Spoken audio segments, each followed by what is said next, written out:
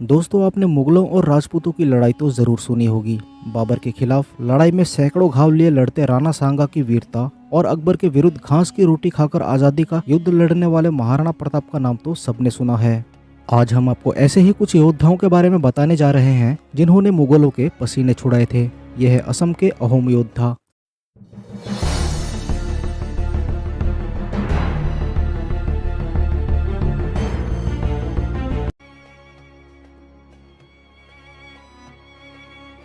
असम को प्राचीन काल में कामरूप या प्रयाग ज्योतिषपुर के रूप से भी जाना जाता था। इसकी राजधानी आधुनिक गुवाहाटी हुआ करती थी। इस साम्राज्य के अंतर्गत असम की ब्रह्मपुत्र वैली, रंगपुर, बंगाल का कूच बिहार और भूटान शामिल था।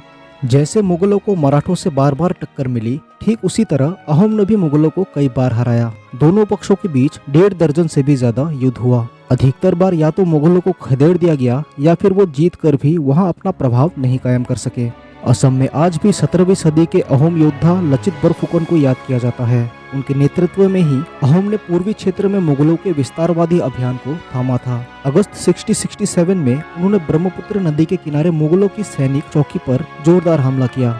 लचित गुवाहाटी तक बढ़े और उन्होंने मुगल कमांडर सैयद फिरोज खान सहित कई मुगल फौजियों को बंदी बनाया। मुगल भी शांत नहीं बैठे। अपमानित महसूस कर रहे मुगलों ने बड़ी तादाद में फौज अहोम के साथ युद्ध के लिए भेजी। सैकड़ों नौकाओं में मुगल सैनिकों ने नदी पार किया और अहोम के साथ एक बड़े संघर्ष की ओर बढ़े। मुगलों ने इस बार काफी मजबूत सेना भेजी थी, लेकिन इस बार जो हुआ वो इतिहास की हर एक पुस्तक में पढ़ाई जानी चाहिए, जहां नेवल वॉर या फिर जलीय युद्ध की बात आती है। लचित के नेतृत्व में अहोम सैनिक सिर्फ 7 नौकाओं में आए। उन्होंने मुगलों की बड़ी फौज और कई नावों पर ऐसा आक्रमण किया कि वो तितर बितर हो गए। मुगलों की भारी हार हुई। इस विजय के बाद लचित तो नहीं रहे, लेकिन उस हार के बाद मुगलों ने पूर्वी क्षेत्र की ओर देखना ही छोड़ दिया। मुगलों की इस हार की कहानी समझने के लिए थोड़ा और पीछे जाना होगा। दरअसल लचित के इस पराक्रम से 50 साल पहले से ही मुगलों और अहोम के संघर्ष की शुरुआत हो गई थी। 1615 में ही मुगलों ने अबू बकर के नेतृत्व में एक सेना भेजी थी, जिसे अहोम ने हराया। हालांकि शुरुआत में अहोम को खासा नुकसान झेलना पड़ा,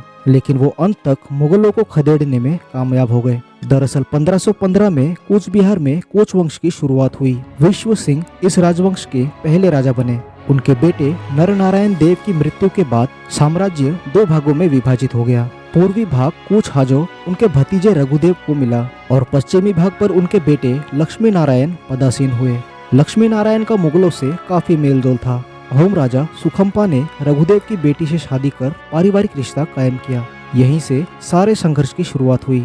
उपजाऊ भूमि, सुगंधित पेड़ पौधों और जानवरों, खासकर हाथियों के कारण कामरूप प्रसिद्ध था और मुगलों की इस क्षेत्र पर बुरी नजर होने का ये भी एक बड़ा कारण था। अहोम ने एक पहाड़ी सरदार को यहाँ पर शरण दी थी। मुगल इस बात से भी उनसे नाराज थे।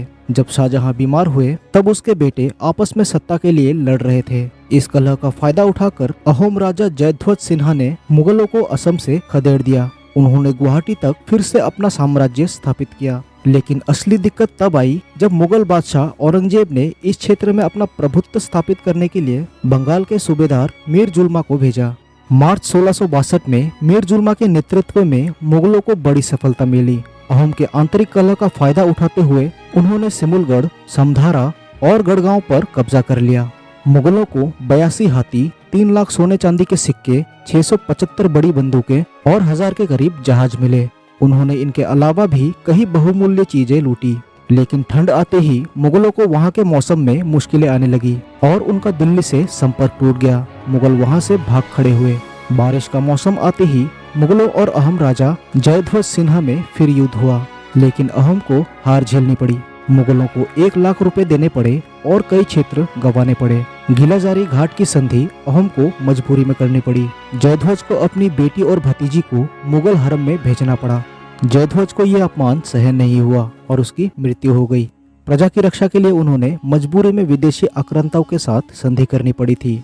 जयध्वज के पुत्र चक्रध्वज ने इसे अपमान के रूप में लिया और मुगलों को खदेड़ना शुरू किया। वो मुगलों को भगाते भगाते मानस नदी तक ले गए और मीर जुल्मा ने जितने भी अहोम सैनिकों को बंदी बनाया था उन सभी को छुड़ाकर ले आए। अहोम ने अपनी खोई हुई जमीन फिर से हासिल की। गुवाहाटी में मुगलों को भगाने के बाद मानस नदी को ही सीमा माना गया। इसके बाद चक्रध्वज ने कहा था कि अब वो ठीक से भोजन कर सकते हैं। इस अपमान के बाद औरंगजेब ने एक बहुत बड़ी फौज असम भेजी, लेकिन ऐतिहासिक सरायघाट के युद्ध में लचित बोरफुकन के हाथों उन्हें बड़ी हार झेलनी पड़ी। ऊपर हमने इसी युद्ध की चर्चा की है, जिसके बाद लाचित मुगलों के खिलाफ अभियान के नए नायक बनकर उभरे। 50,000 से भी अधिक संख्या में आई मुगल फौज को हराने के लिए उन्होंने जल युद्ध की रणनीति अपनाई। ब्रह्मपुत्र नदी और आसपास के पहाड़ी क्षेत्रों को अपनी मजबूती बनाकर लाचित ने मुगलों को नाको चने चबवा दिए। उन्हें पता था कि जमीन पर मुगल सेना चाहे जितनी भी तादाद में हो या कितनी भी मजबूत हो, लेकिन पानी में उन्हें हराया जा सकता है। लचित ने नदी में मुगलों पर आगे और पीछे दोनों तरफ से हमला किया। मुगल सेना बिखर गई और उनका कमांडर मुनवर खान मारा गया। असम सरकार ने सन 2000 में लचित बोरफुकन अवार्ड की शुरुआत की। नेशनल डिफेंस एकेडमी से पास आउट हुए सर्वश्रेष्ठ प्रतिभाओं को ये सम्मान मिलता है। आज भी उनकी प्रतिमाएं असम में लगी हुई है। ऐसे में हमें उन अहोम योद्धाओं को याद करना चाहिए जिन्होंने मराठाओं और राजपूतों जैसी कई भारतीय समूहों की तरह मुगलों से संघर्ष किया। आज भी 24 नवंबर को लचित दिवस के रूप में मनाया जाता है। तो दोस्तों, यही थी मुगलों के असम में हार की कहानी।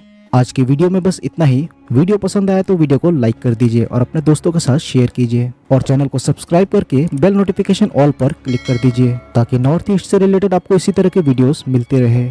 तो मिलता हूँ आपसे अगले वीडियो में। तब तक के लिए नमस्कार, जय हिंद, जय भारत।